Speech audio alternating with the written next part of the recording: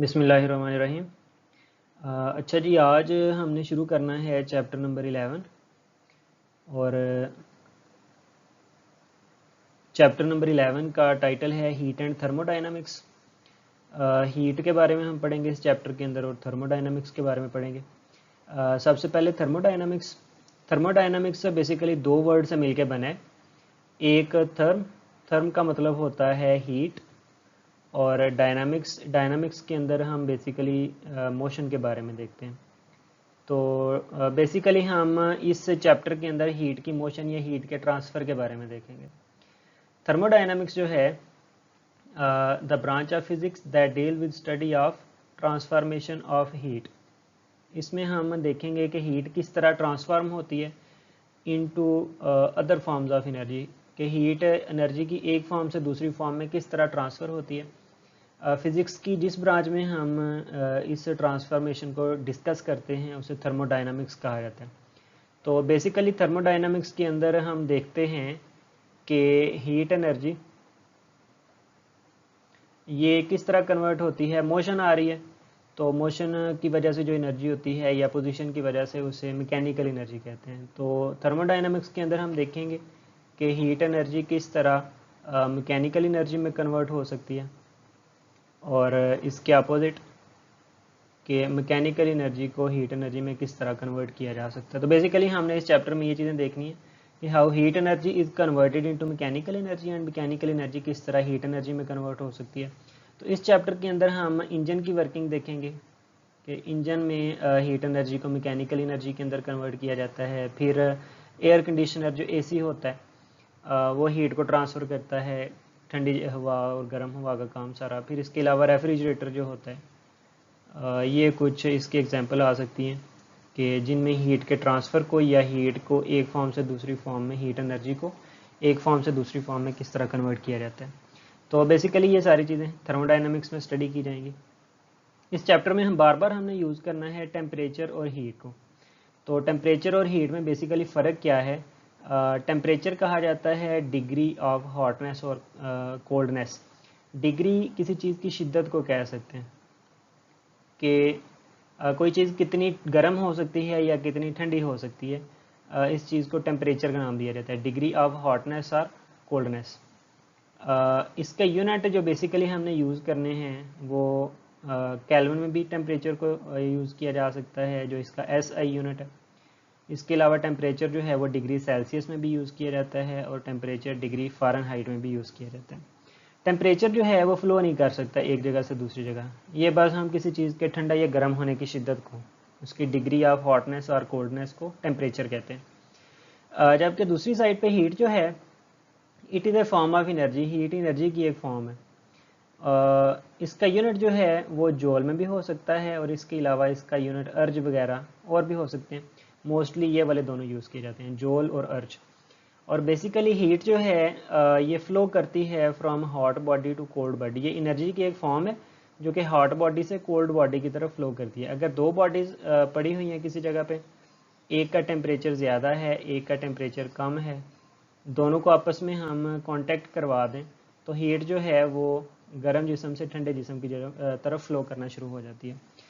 तो ये दोनों में डिफरेंस आ जाएगा टेम्परेचर और हीट के बीच में कि डिग्री ऑफ हॉटनेस और कोल्डनेस ये टेम्परेचर है इसका यूनिट, और हीट जो है ये टेम्परेचर फ़्लो नहीं कर सकता। इसके अलावा हीट क्या है इसका यूनिट, और हीट जो है वो फ़्लो कर सकती है from hot body to cold body. अच्छा, इस चैप्टर का टॉपिक जो हमने अभी बेसिकली शुरू करना है, जो आगे लॉन्ग में भी यूज़ होगा, that is kinetic theory of gases. तो गैस के अंदर जो पार्टिकल्स होते हैं, काइनेटिक मीन्स उसमें मोशन को डिस्कस किया जाता है। तो इसके कुछ पॉस्टुलेट्स हैं। सबसे पहला पॉस्टुलेट है कि a finite volume of gas. सबसे पहला पॉइंट होगा कि फाइनाइट वॉल्यूम ऑफ गैस मतलब कोई भी वॉल्यूम हम कंसिडर करेंगे कंटेनर का जिसके अंदर गैस को रखा गया है, और कंडीशन ये है कि इसका वॉल्यूम फाइनाइट होना चाहिए। फाइनाइट का मतलब है कि हम इसे कैलकुलेट कर सकें, लेंथ विड्थ और हाइट वगैरह को कैलकुलेट किया जा सके। फिर finite volume of gas consist of very large number of particle. इसके अंदर बहुत ज़्यादा नंबर ऑफ पार्टिकल्स होते हैं। तो ये सबसे पहला पास्टुलेट होगा कि finite volume of gas consist on very large number of particles. फिर इसके बाद दूसरा पास्टुलेट आ जाता है size of molecule is much smaller than separation between them. मतलब दो मॉलिक्यूल्स अगर गैस के हैं, इन दोनों के इनका साइज जो है वो इन दोनों के दरमियान सेपरेशन, जो इनके दरमियान डिस्टेंस है उसकी निस्बत इन मॉलिक्यूल्स का साइज वो स्मॉलर होता है, लेस होता है।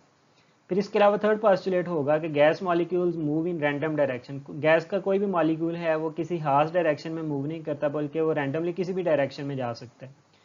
और गैस मॉलिक्यूल की डायरेक्शन उस वक्त चेंज होती है जब ये किसी दूसरे गैस मॉलिक्यूल के साथ कोलाइड करता है। थर्ड पास्टुलेट है कि गैस मॉलिक्यूल्स रैंडमली मूव करते हैं और इनकी डायरेक्शन सिर्फ उस वक्त चेंज होती है जब ये आपस में कोलाइड करें। फिर इसके बाद नेक्स्ट पास्टुलेट आ जाता है कि कोलिजन जो है between gas molecule is perfectly elastic. जब दो गैस के मॉलिक्यूल्स आपस में टकराते हैं तो इनका कोलिजन इलास्टिक है। थर्ड चैप्टर के अंदर आपने पढ़ा हुआ है इलास्टिक कोलिजन ऐसे कोलिजन को कहते हैं जिसमें काइनेटिक एनर्जी कंजर्व करे। मोमेंटम हमेशा कंजर्व करता है। काइनेटिक एनर्जी कंजर्व करने का मतलब है कि कोलिजन के दौरान टोटल काइनेटिक एनर्जी हमेशा कांस्टेंट रहेगी। और इसके अलावा ये जो कोलिजन होता है ये हेड डाउन होता है, इसे हेड डाउन कोलिजन भी कहते हैं। हेड डाउन कोलिजन एक ऐसा कोलिजन होता है जिसमें मॉलिक्यूल सेम स्ट्रेट लाइन के अंदर मूव करते हैं, दोनों की डायरेक्शन एक ही होती है, एक ही लाइन में होती है, दोनों एक दूसरे के अपोजिट या सेम डायरेक्शन में मूव कर सकते हैं। इसके बाद लास्ट वाला पास्टुलेट है कि molecules do not exert force on each other. दो मॉलिक्यूल्स अगर एक दूसरे के करीब से गुजरें तो दोनों एक दूसरे पे कोई भी फोर्स नहीं लगाते। ये फोर्स या तो अट्रैक्शन की हो सकती है या फिर ये फोर्स रिपल्शन की हो सकती है। तो गैस मॉलिक्यूल जब एक दूसरे के करीब से गुजरते हैं तो ये कोई भी फोर्स एक्सर्ट नहीं करते। दोनों एक दूसरे पे फोर्स उस वक्त एक्सर्ट करेंगे जब दोनों एक दूसरे के साथ टकराएंगे। एक गैस का मॉलिक्यूल दूसरे मॉलिक्यूल के साथ जब टकराएगा तो फिर ये दोनों एक दूसरे पे फोर्स लगाएंगे। इसके अलावा अगर एक दूसरे से टकराते नहीं हैं तो वो कोई भी फोर्स एक्सर्ट नहीं करेंगे। वो फोर्स अट्रैक्शन या रिपल्शन की हो सकती है। अच्छा, इसमें आपने याद रखना है कि ये जो गैस मॉलिक्यूल्स हम ले रहे हैं ये बात की जा रही है आइडियल गैस की। रियल गैस में ये पास्टुलेट्स होल्ड नहीं करते, ये बात की जाएगी आइडियल केस की, मतलब हम सिर्फ इन्हें सपोज कर सकते हैं। और आइडियल गैस जब मूव करते हैं तो इनकी मोशन जो है वो ट्रांसलेशनल होती है। ये पॉइंट आपने याद रखना है जो कि नेक्स्ट टॉपिक्स के अंदर यूज़ किया जाएगा। आइडियल गैस के मॉलिक्यूल्स की जो मोशन होती है वो ट्रांसलेशनल मोशन होती है। ट्रांसलेशनल का मतलब है मॉलिक्यूल एक स्ट्रेट लाइन के अंदर मूव करेंगे, ना तो वो वाइब्रेट करेंगे ना ही वो रोटेट करेंगे। ट्रांसलेशनल मोशन मतलब वो सीधी लाइन में मूव करते हैं। तो ये हैं postulates of kinetic theory of gases. तो इनको यूज़ किया जाता है सबसे पहले, जो इम्पॉर्टेंट टॉपिक है इस चैप्टर का लॉन्ग में आ सकता है, उसके लिए पास्टुलेट्स जो भी पीछे आपको बताए हैं उनको यूज़ करके फाइंड करना है हम लोगों ने pressure of an ideal gas. Gas के मॉलिक्यूल्स जो एक कंटेनर के अंदर बंद होंगे उनके प्रेशर के लिए एक एक्सप्रेशन हमने निकालना है। प्रेशर के लिए बेसिकली एक एक्सप्रेशन निकलेगा P = 2/3 N/V और एवरेज काइनेटिक एनर्जी। ये जो दो ब्रैकेट्स मैंने लगाई हैं, एक ये वाली और एक ये वाली, ये बेसिकली किसी भी चीज़ की एवरेज वैल्यू को शो करते हैं। एवरेज वैल्यू या फिर इसे मीन वैल्यू भी कहा जाता है। तो हमने फाइंड करना है प्रेशर के लिए एक्सप्रेशन जो कि ये वाला निकलता है P = 2/3 N/V average kinetic energy. तो सबसे पहले डेफिनेशन आ जाती है pressure of an ideal gas. ये क्या होता है? According to kinetic theory of gases, pressure exerted by a gas molecule is the momentum transfer. Gas molecule जो प्रेशर लगाते हैं वो बेसिकली मोमेंटम ट्रांसफ़र होता है, मोमेंटम ट्रांसफ़र पर सेकेंड। तो ये बेसिकली जो प्रेशर का फार्मूला है वहाँ से ये डेफिनेशन बनी है। प्रेशर का फार्मूला होता है प्रेशर = फोर्स पर यूनिट एरिया। और थर्ड चैप्टर के अंदर आपने फोर्स का पढ़ा हुआ है F = ΔP/ΔT and divided by area. तो ये जो पूरी चीज़ है यहीं से डिफाइन किया गया है प्रेशर को। प्रेशर है फोर्स पर यूनिट एरिया, फोर्स होता है change in momentum over time. तो ये है momentum transferred per unit second, momentum transferred per unit second over area में आ रहा है पर यूनिट एरिया। तो momentum transferred per unit second पर यूनिट एरिया ये प्रेशर को शो करता है। तो फार्मूला से ही बेसिकली इसकी डेफिनेशन होगी और इसी फार्मूला को हमने स्टेप वाइज यूज़ करते हुए प्रेशर के लिए एक एक्सप्रेशन निकालना है। मतलब सबसे पहले हम फोर्स फाइंड करेंगे। फोर्स हम फाइंड कर सकते हैं फार्मूला से, जो भी ऊपर लिखा है delta P over delta T. पहले डेल्टा पी फाइंड करेंगे, डेल्टा टी फाइंड करेंगे, दोनों को डिवाइड करने से फोर्स के लिए एक्सप्रेशन निकलेगा। फिर फोर्स से हम लोग प्रेशर के लिए एक्सप्रेशन निकाल लेंगे। तो आगे हम इसको देखते हैं, कंटिन्यू करते हैं किस तरह से होता है। तो सबसे पहले हम सपोज करेंगे एक volume, finite volume of gas, जिसके अंदर very large number of molecules हैं, बहुत ज़्यादा मॉलिक्यूल्स हैं इसके अंदर।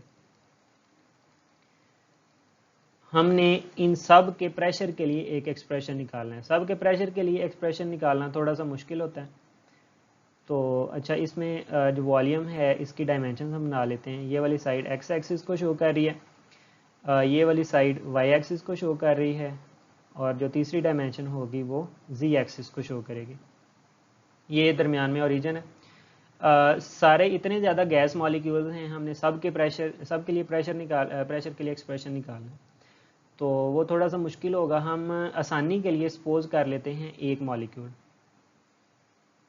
सपोज कर लें कि ये एक मॉलिक्यूल है जिसका मैस m1 है। हम इसके लिए एक्सप्रेशन निकालेंगे और फिर वहाँ से सिमिलरली करने के बाद m2, m3, m4 के लिए एक्सप्रेशन निकालेंगे और एंड पे उसको जनरलाइज कर लेंगे। सपोज कर लेंगे एक गैस का मॉलिक्यूल। वैसे तो मॉलिक्यूल्स रैंडमली मूव करते हैं, हम इकट्ठे रैंडमली इसको सॉल्व नहीं कर सकते। तो हम सपोज कर लेंगे सबसे पहले इसकी डायरेक्शन सिर्फ एक्स एक्सिस में है।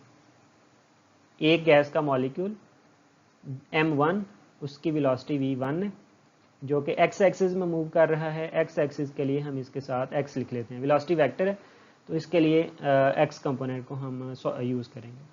तो हमने सपोज किया है एक गैस मॉलिक्यूल जिसका मैस m1 है और वो v1 के साथ मूव कर रहा है एक्स एक्सिस में। अच्छा, ये जो वॉल्यूम हमने कंसिडर किया है, ये जो क्यूब हमने कंसिडर की है,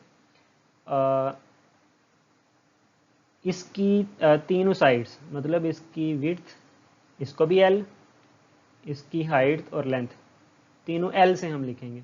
ये क्यूब है, क्यूब की लेंथ, विड्थ और हाइट एक जैसी होती हैं, तो तीनों को हमने L से डिनोट कर लिया। तो सबसे पहले हम सपोज कर रहे हैं कि गैस मॉलिक्यूल जो कि एक्स एक्सिस में मूव कर रहे हैं। हम सपोज करेंगे ये वाली दोनों वॉल्स, एक ये वाली वॉल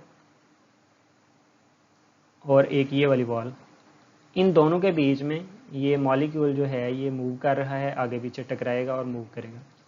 तो एक साइड पे हम मज़ीद समझने के लिए एक आपसी डायग्राम बना लेते हैं। हम सपोज करेंगे एक वॉल ये वाली और एक दूसरी साइड पे वॉल है। फिर एक गैस मॉलिक्यूल जिसका मैस m1 है और ये v1x के साथ मूव कर रहा है आगे की तरफ। अच्छा, हम सपोज करेंगे कि ये जो दोनों वॉल्स हैं ये साइड लेंथ L को शो किया गया है। दोनों वॉल्स के बीच में जो डिस्टेंस है वो L है। अब ये गैस का मॉलिक्यूल यहाँ से जाके टकराएगा दूसरी दीवार के साथ, टकराने के बाद इसने वापस आ जाना है। तो बेसिकली हम एक्सप्रेशन निकालना चाह रहे हैं फोर्स के लिए। उसमें सबसे पहले हमें फाइंड करना पड़ेगा delta P, change in momentum. Change होता है फाइनल माइनस इनिशियल। तो सबसे पहले लिखते हैं इनिशियल मोमेंटम क्या होगा। मोमेंटम का फार्मूला आपने पढ़ा हुआ है, momentum is equal to M v, p is equal to M v, mass और वेलोसिटी का प्रोडक्ट होता है। मैस यहाँ पे यूज़ किया जा रहा है m1 और वेलोसिटी v1x है। ये इनिशियली काम हो रहा है, इनिशियली ये वाला पार्टिकल जाके दीवार के साथ टकरा रहा है, ये इनिशियल मोमेंटम होगा। फाइनल मोमेंटम होगा कि ये मॉलिक्यूल टकराने के बाद वापस आएगा, इसकी डायरेक्शन चेंज होगी। डायरेक्शन चेंज होगी, अपोजिट होगी, तो इसके लिए हम माइनस का साइन लिख लेते हैं, माइनस m1v1x। जिस वेलोसिटी के साथ जाके टकराया है उसी के साथ इसने वापस आना है, सिर्फ डायरेक्शन चेंज हुई है, तो डायरेक्शन चेंज के लिए हमने माइनस का साइन लिख लिया। अच्छा, हम फाइंड करना चाह रहे हैं डेल्टा पी। तो डेल्टा पी है चेंज इन मोमेंटम। चेंज कहा जाता है final momentum minus initial momentum को। वैल्यूज पुट कर दें। फाइनल मोमेंटम की वैल्यू होगी minus m we one x minus initial momentum की वैल्यू होगी एम वी वन एक्स। दोनों को जब ऐड करेंगे तो इसका चेंज इन मोमेंटम आएगा माइनस टू एम वन है, minus two m one v one X. ये है चेंज इन मोमेंटम। एक चीज़ हमने निकाल ली है, चेंज इन मोमेंटम। अब दूसरा हमने फाइंड करना है डेल्टा टी। तो डेल्टा टी के लिए हम यूज़ करेंगे using s is equal to v t. और इस केस में, इन दिस केस, अच्छा टी को अगर हम सेपरेटली सॉल्व करें तो टी इक्वल आएगा एस ओवर वी के।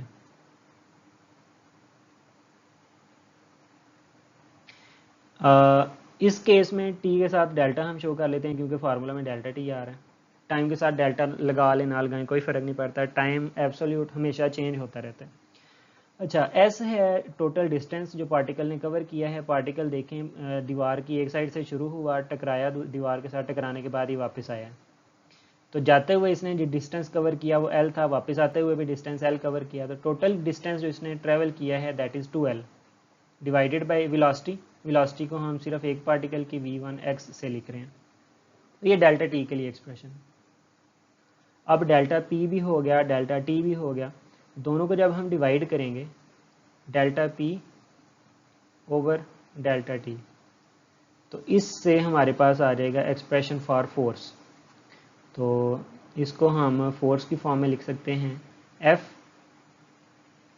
एक पार्टिकल m1 के लिए जो कि x एक्सिस में मूव कर रहा है, F1x। इसके लिए एक्सप्रेशन बनेगा F is equal to delta P over delta T. तो F1x इसके लिए एक्सप्रेशन आएगा डेल्टा पी, इसकी value minus two M we one X divided by delta T की value 2L over V one X. ये 2 और 2 cancel हो जाएंगे, v1x ऊपर जाकर मल्टीप्लाई हो जाएगा। तो ये बनेगा minus m we one x का स्क्वायर ओवर एल। तो ये f1x के लिए एक्सप्रेशन है, ये आपने याद रखना है। तो यहीं से आगे हम शुरू करते हैं।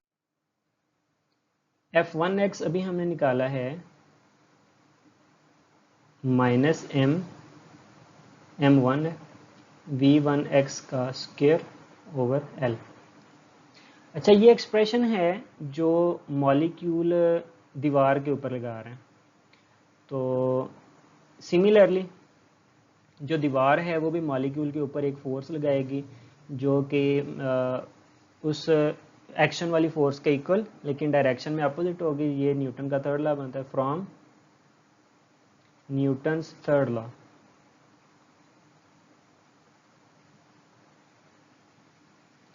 न्यूटन थर्ड लॉ कैसे है कि हमने एक्सप्रेशन निकाला है जो मॉलिक्यूल जाके दीवार पर फोर्स लगा रहे हैं, ये फोर्स ऑफ एक्शन होगी। एज ए रिएक्शन दीवार भी उस मॉलिक्यूल पर फोर्स लगाएगी जो कि डायरेक्शन में अपोजिट होगी और मैग्नीट्यूड में उसके इक्वल होगी।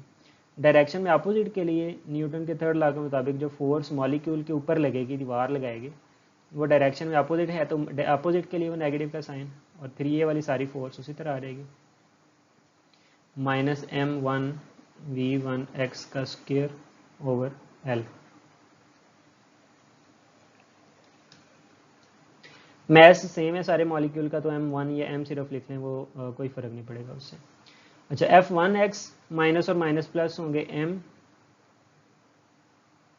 v1x का स्क्वायर ओवर l। ये एक्सप्रेशन होगा f1x के लिए। सिमिलरली हम एक्सप्रेशन निकाल सकते हैं f2x के लिए, वो आएगा m v2x का स्क्वायर ओवर l। f3x के लिए एक्सप्रेशन होगा m v3x का स्क्वायर ओवर l। अब to so on nth particle के लिए जो x एक्सिस में मूव कर रहा है, एक्सप्रेशन होगा m vnx का स्क्वायर ओवर l। अब अगर हम टोटल फोर्स के लिए एक्सप्रेशन निकालना चाहें तो टोटल फोर्स के लिए एक्सप्रेशन होगा, टोटल फोर्स तमाम फोर्सेस को ऐड करना पड़ेगा f x एक्सिस में, f1 x plus f2x plus up to so on fn(x). तो f1x के लिए एक्सप्रेशन जो हमने निकाला हुआ है mv1x का square over l plus f2x mv2x का square over l plus up to so on fnx के लिए होगा mvnx का स्क्वायर ओवर l।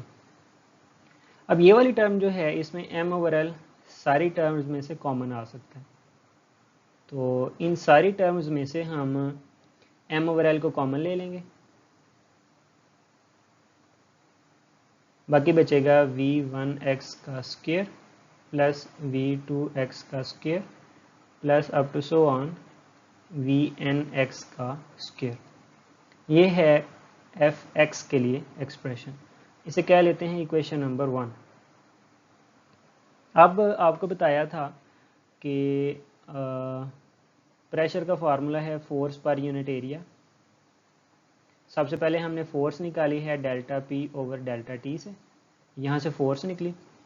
अब इसको एरिया से डिवाइड करते हैं तो प्रेशर के लिए एक एक्सप्रेशन बन जाएगा। एज हमें पता है प्रेशर का एक्स एक्सिस में पी एक्स इक्वल होगा एफ एक्स, एक्स एक्सिस में force over area. Pressure is equal to force पर यूनिट एरिया, और इसे लिखा जा सकता है एफ एक्स एरिया, क्यूब का एरिया। क्यूब के तीनों साइड्स को हमने एल रखा हुआ है, लेंथ भी, हाइट भी और विड्थ भी, तीनों को हमने एल से शो किया है। एरिया में दो साइड्स मल्टीप्लाई होंगी, एल को एल से मल्टीप्लाई करवाएंगे तो that will be L square, या हम इसे लिख सकते हैं 1 ओवर एल स्क्वायर और एफ एक्स इसके साथ मल्टीप्लाई हो जाएगा। अब एफ एक्स की वैल्यू हमने यहाँ से सब्सटीट्यूट करनी है, तो पी एक्स के लिए एक्सप्रेशन बन जाएगा 1 ओवर एल का स्क्वायर, एफ एक्स की जगह पे इसकी वैल्यू आ जाएगी m ओवर एल, बाकी v1x का स्क्वायर प्लस v2x का square plus up to so on vnx का स्क्वायर। अब ये l स्क्वायर और l मल्टीप्लाई होंगे तो एक्सप्रेशन बन सकता है m ओवर l का क्यूब v1x का स्क्वायर प्लस v2x का square plus up to so on vnx का स्क्वायर। तो ये प्रेशर के लिए एक्सप्रेशन है। हम मज़ीद इसको थोड़ा सा सिंप्लीफाई कर लेते हैं। पी एक्स एक्स एक्सिस में प्रेशर के लिए एक्सप्रेशन आया है m over l cube v1x का स्क्वायर प्लस v2x का square plus up to so on vnx का स्क्वायर। इसे क्या लेते हैं इक्वेशन नंबर 2। अब हमने फार्मूला पढ़ा हुआ है डेंसिटी का, as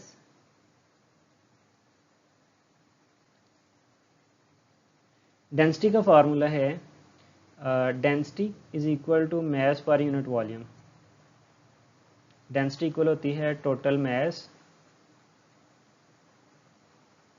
over total volume. Density total mass, एक पार्टिकल का मास m है। अगर हमने टोटल सारे मॉलिक्यूल्स का मास निकालना है तो एक के मास को उनके पार्टिकल के साथ मल्टीप्लाई करवा दें तो ये टोटल मास होगा, divided by total volume. Volume को v से लिखा जाता है m n। जिस तरह एरिया को हमने एल स्क्वायर की फॉर्म में लिखा है, एरिया में लेंथ और विड्थ दो साइड्स मल्टीप्लाई होती हैं, वॉल्यूम में तीनों साइड्स मल्टीप्लाई होंगे तो इधर आ जाएगा एल क्यूब। मतलब डेंसिटी है m n over l cube. n को अगर हम दूसरी साइड पे ले जाएं तो ये डिवाइड हो जाएगा density over n, this is equal to m over l cube. इस m ओवर एल क्यूब को हम पुट कर देते हैं in equation number 3। m over l cube की वैल्यू हम यहाँ से इक्वेशन 2 में पुट कर देते हैं, तो फिर put in equation number 2 expression बन जाएगा प्रेशर के लिए p x is equal to m over l cube की जगह पे आएगा density over n into v1x का स्क्वायर प्लस v2x का square plus up to so on vnx का स्क्वायर। ये वाला एक्सप्रेशन आपने याद रखना है, ये हम आगे मज़ीद लिख लेते हैं। P x is equal to density over number of particle v1x का स्क्वायर प्लस v2x का square plus up to so on vnx का स्क्वायर। अब यहाँ पर अगर हम थोड़ा सा डिस्कस कर लें कि किसी भी चीज़ की एवरेज वैल्यू या मीन वैल्यू कैसे लिखी जाती है। अगर वेलोसिटी है तो मीन या एवरेज वेलोसिटी वो हम कैसे लिख सकते हैं। तो फॉर एग्जांपल हमारे पास 3 वेलोसिटीज़ हैं v1, v2, v3। इनकी हमने मीन वैल्यू लेनी है या एवरेज वैल्यू लेनी है। तो मीन या एवरेज वैल्यू ली जाती है, जितनी भी वैल्यूज़ हैं उन्हें ऐड करें और उनके नंबर से डिवाइड कर लें तो उसकी मीन या एवरेज वैल्यू बन जाएगी। ये बनेगी मीन वेलोसिटी या एवरेज वेलोसिटी। एवरेज वेलोसिटी को लेक्चर के स्टार्ट में बताया है, हम लोग इस तरह की ब्रैकेट्स के साथ लिखते हैं। तो ये मीन या एवरेज वेलोसिटी होगी। और अगर हम इनके साथ स्क्वायर यूज़ कर लें, v1 का स्क्वायर है, v2 का स्क्वायर है, v3 का स्क्वायर है और इनके नंबर से डिवाइड हो रहा है, तो ये मीन वेलोसिटी नहीं बनेगी बल्कि मीन स्क्वायर वेलोसिटी बनेगी। अब क्योंकि इसका स्क्वायर आ रहा है तो ये v स्क्वायर और इसकी मीन वैल्यू या एवरेज वैल्यू बन जाएगी। तो ये मीन वैल्यू बनाने के लिए हम इस n को आगे शिफ्ट करते हैं। n को जब आगे शिफ्ट करेंगे वो डिवाइड हो जाएगा डेंसिटी v1x का स्क्वायर, v2x का square up to so on vnx का स्क्वायर और डिवाइडेड बाय n। अब देखें ऊपर सारे स्क्वायर ऐड हो रहे हैं, 1 2 3 4 n तक ऐड हो रहे हैं और नीचे n से डिवाइड हो रहे हैं। तो बिल्कुल ये जो एग्जांपल आपको दी है उसी तरह हम मीन स्क्वायर वैल्यू की फॉर्म में लिख सकते हैं। तो px इसके लिए एक्सप्रेशन आएगा density into mean value of vx का स्क्वायर। इसे कह लेते हैं इक्वेशन नंबर 3। तो ये बेसिकली हमने प्रेशर के लिए एक्सप्रेशन निकाला है मीन वेलोसिटी की फॉर्म में। अब since molecules move in random direction, molecule जो हैं वो रैंडमली मूव करते हैं। ये पोस्टुलेट्स में स्टार्ट में बताया आपको, since molecules move in random direction. तो हम सपोज कर लेंगे कि जितने भी मॉलिक्यूल एक्स एक्सिस में मूव कर रहे हैं उनकी वेलोसिटी का स्क्वायर इक्वल होगा वी वाई का स्क्वायर इक्वल होगा वी जी का स्क्वायर। मतलब जितने मॉलिक्यूल एक्स एक्सिस में जा रहे हैं उसी लिहाज से मॉलिक्यूल्स वाई में भी जाएंगे, उसी लिहाज से मॉलिक्यूल्स जी एक्सिस में भी जाएंगे। तो सब की मीन वैल्यू का स्क्वायर जो है वो ऑलमोस्ट इक्वल हमने कंसीडर कर लेना। और फिर उसके बाद वेक्टर फॉर्म में लिखा जा सकता है इन वेक्टर फॉर्म। जिस तरह कोई वेक्टर क्वांटिटी चैप्टर नंबर 2 के अंदर आपने पढ़ा था, वेक्टर ए कंपोनेंट्स की फॉर्म में लिखा जा सकता है A X I unit vector plus A Y J unit vector plus A Z K unit vector. अगर हम इसी वेक्टर का इसी के साथ डॉट लें, सेल्फ प्रोडक्ट आपने पढ़ा था, ए स्क्वायर बन जाएगा, एक्स वाला एक्स वाले के साथ मल्टीप्लाई होगा ए एक्स का स्क्वायर, वाई वाला वाई वाले के साथ ए वाई का स्क्वायर और प्लस ए जी का स्क्वायर। एग्जैक्टली इसी तरह वेलोसिटी भी वेक्टर क्वांटिटी है, तो v का स्क्वायर ये इक्वल आ जाएगा x component square plus y component square plus z component square, v x का स्क्वायर प्लस वी वाई का स्क्वायर प्लस वी जी का स्क्वायर, और ये इनकी एवरेज वेलोसिटीज हैं। अब ऊपर हमने कहा है x axis y axis z axis तीनों की मीन स्क्वायर वैल्यूज़ एक जैसी हैं, तो हम वी एक्स पुट कर देंगे, वी वाई की जगह पे भी वी एक्स पुट कर दें, वी जी की जगह पर भी वी एक्स पुट कर दें, क्योंकि तीनों एक दूसरे के इक्वल हैं और हम इसको मज़ीद सिंप्लीफाई कर सकें। तो वी स्क्वायर इक्वल आ जाएगा वी एक्स का स्क्वायर प्लस वी वाई की जगह पर भी वी एक्स पुट कर दें और फिर वी जी की जगह पर भी वी एक्स पुट कर दें। तो ये बन जाएगा v square is equal to 3 और वी एक्स का स्क्वायर, या हम इसको लिख सकते हैं 1/3 वी स्क्वायर इक्वल आएगा average velocity of v x का स्क्वायर। इसे हम पुट करते हैं in equation number 3, put in equation number 3। तो प्रेशर के लिए एक्सप्रेशन बनेगा p x is equal to density और वी एक्स स्क्वायर की जगह पे आएगा 1/3 और v का स्क्वायर। इसे लिखा जा सकता है 1/3 डेंसिटी v का स्क्वायर पी एक्स। अच्छा, डेंसिटी की जो वैल्यू हमने रखी थी, density is equal to mass per unit volume. तो मैस ओवर वॉल्यूम, एक का mass small m, number of particles n, तो ये टोटल मैस हो जाएगा डिवाइडेड बाय टोटल वॉल्यूम, तो ये डेंसिटी होगी। डेंसिटी की ये वाली वैल्यू इधर पुट कर देते हैं, m n over volume into v का स्क्वायर। अगर इस एम को हम अंदर ले आएँ ताकि ये वेलोसिटी के साथ मल्टीप्लाई हो जाए, बेसिकली हम एक्सप्रेशन बनाना चाह रहे हैं काइनेटिक एनर्जी की फॉर्म में। तो m को v के साथ मल्टीप्लाई करवाते हैं, ये बन जाएगा 1/3 n/v। ये वाला v वॉल्यूम है और अंदर v जो है ये वेलोसिटी को शो कर रहा है, दोनों कैंसिल नहीं हो सकते। m और v स्क्वायर को हमने कंबाइन कर दिया ताकि इनकी काइनेटिक एनर्जी बनाई जा सके। अच्छा, अब काइनेटिक एनर्जी के लिए चाहिए 1/2 mv स्क्वायर, तो 2 से डिवाइड भी करवा दें, मल्टीप्लाई भी करवा दें। मल्टीप्लाई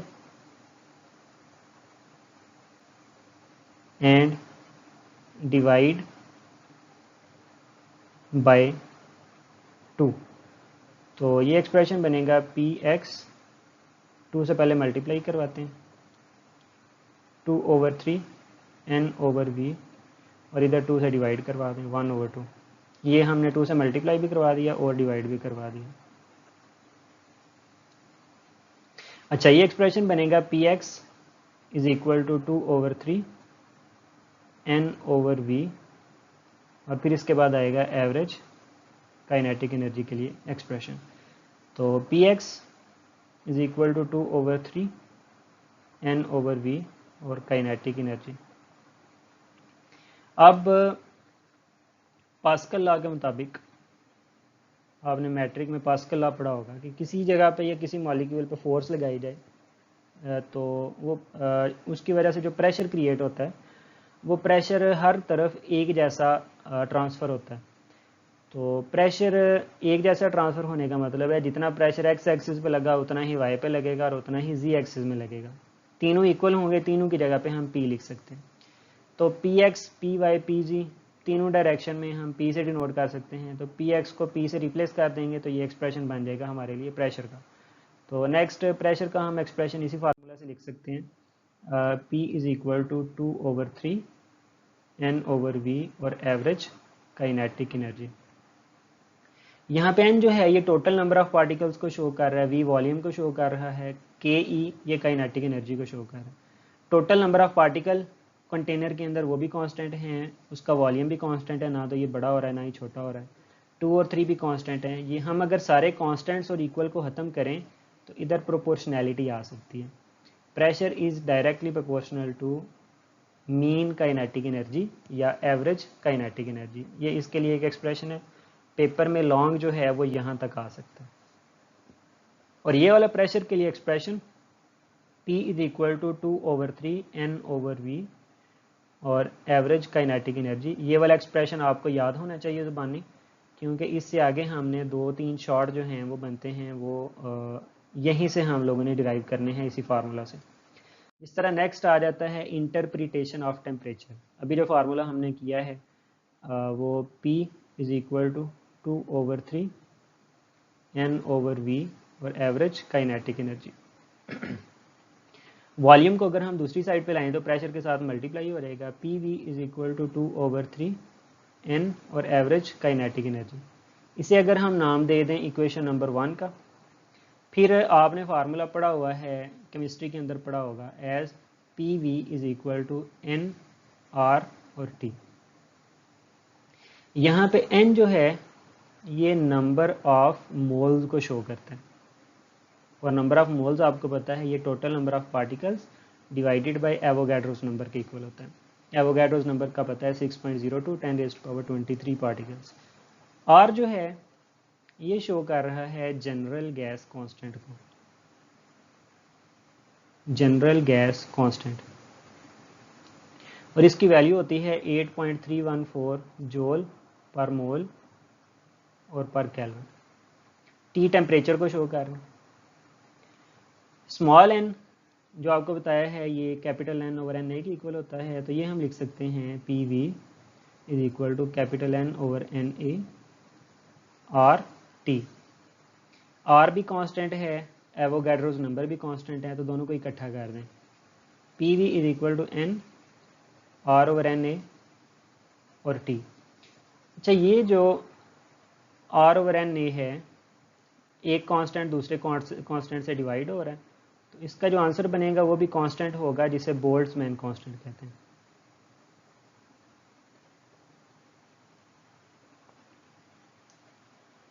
बोल्ट्जमैन कांस्टेंट को K से लिखा जाता है और इसकी वैल्यू होती है 1.38 10⁻⁻23 जूल पर केल्विन। तो दोनों कांस्टेंट की बजाय हम लोग के यूज़ कर सकते हैं। तो एक्सप्रेशन बन जाएगा PV is equal to N, R over N की जगह पे बोल्ट्जमैन कांस्टेंट K और T, इसे नाम दे देते हैं इक्वेशन नंबर 2 का। अब 1 वाला भी PV है, 2 वाला भी PV, लेफ्ट हैंड साइड दोनों की सेम है, तो हम दोनों को कंपेयर कर सकते हैं।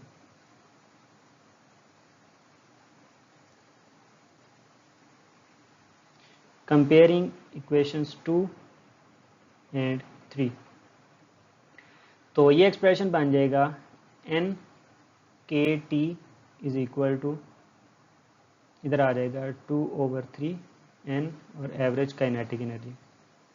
N दोनों साइड से कैंसिल, K दूसरी साइड पे जाके डिवाइड हो जाएगा, T is equal to 2/3 K divide और एवरेज काइनेटिक एनर्जी। अब 2/3 कांस्टेंट, K भी कांस्टेंट, अगर हम कांस्टेंट और इक्वल को ख़त्म करें तो प्रोपोर्शनल आ जाएगा, T is directly proportional to average kinetic energy. बहुत इंपॉर्टेंट रिजल्ट है, ये आपने याद रखना है, ये शॉर्ट में आ सकता है पेपर में, कि मॉलिक्यूल्स का टेम्परेचर जो है काइनेटिक एनर्जी टेम्परेचर के डायरेक्टली प्रोपोर्शनल है। मतलब अगर हम टेम्परेचर मॉलिक्यूल का बढ़ाएंगे तो उनकी काइनेटिक एनर्जी बढ़ जाएगी, टेम्परेचर कम करेंगे तो काइनेटिक एनर्जी भी कम हो जाएगी। ये एक शॉर्ट के तौर पे आ सकता है पेपर में। फिर इसके अलावा आगे दो इंपॉर्टेंट शॉर्ट हैं, इनमें से जो फार्मूला हम बार बार पढ़ रहे हैं प्रेशर के लिए हमने डिराइव किया हुआ है कि P is equal to 2/3 N/V और एवरेज काइनेटिक एनर्जी। इस फार्मूला से हमने दो एक्सप्रेशन निकालने हैं, एक बॉयल्स लॉ और एक चार्ल्स लॉ। तो दोनों निकाल के देखते हैं, दोनों शॉर्ट में आ सकते हैं, दोनों में से कोई एक शॉर्ट में आ सकता है। तो बॉयल्स लॉ के अंदर टेम्परेचर जो है वो कांस्टेंट रखा जाता है और चार्ल्स लॉ के अंदर प्रेशर को कांस्टेंट रखा जाता है।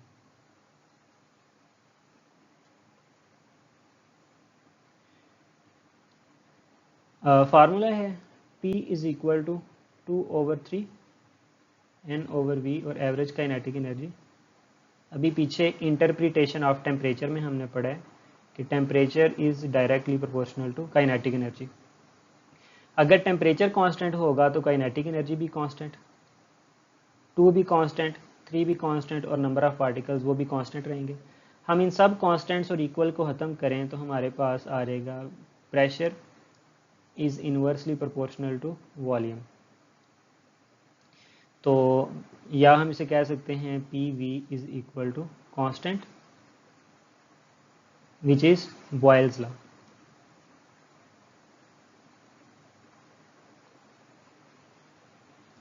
ये एक शॉर्ट बन सकता है। यह शॉर्ट में आ सकता है कि काइनेटिक थ्योरी ऑफ गैसेस का ये वाला फार्मूला जो है, काइनेटिक थ्योरी ऑफ गैसेस से चार्ल्स लॉ डिफाइन करें, या पेपर में आ सकता है काइनेटिक थ्योरी ऑफ गैसेस से बॉयल्स लॉ को डिराइव करें। तो आपको उसके लिए ये वाला फार्मूला याद होना चाहिए।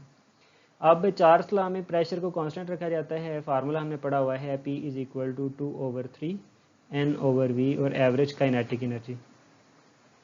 अब प्रेशर कांस्टेंट है, कांस्टेंट को एक साइड पे हम कंबाइन कर लेते हैं, वॉल्यूम को शिफ्ट कर देते हैं दूसरी साइड पे, तो वॉल्यूम इक्वल आएगा 2/3 N/P और एवरेज काइनेटिक एनर्जी।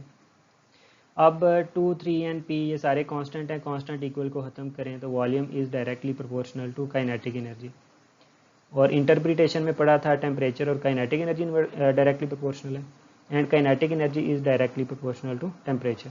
तो हम यहाँ से कह सकते हैं volume is directly proportional to temperature, या volume over temperature is equal to constant which is Charles law.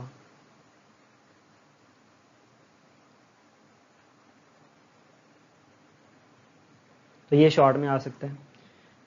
आज वाले लेक्चर में हमने देखा कि थर्मोडायनामिक्स क्या है, उसकी डेफिनेशन क्या है, फिर डिफरेंस किया है हमने बिटवीन टेम्परेचर एंड हीट, फिर उसके बाद शॉर्ट में किया है postulates kinetic theory of gases के, फिर लॉन्ग टॉपिक किया प्रेशर वाला एक खास तरतीब के साथ ही, वो याद रखना है आपने, उसके स्टेप्स याद रखें, बाकी ईजी होगा मैथमेटिकली। एक दफ़ा लिख के प्रैक्टिस करेंगे तो फिर वो सही याद हो जाएगा आपको।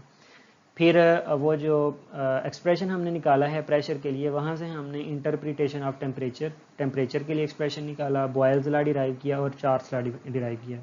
एक लॉन्ग है और बाकी सारे टॉपिक्स आपने एज ए शॉर्ट प्रिपेयर करने हैं। तो आज के लेक्चर के लिए इतना ही। अल्लाह हाफिज़।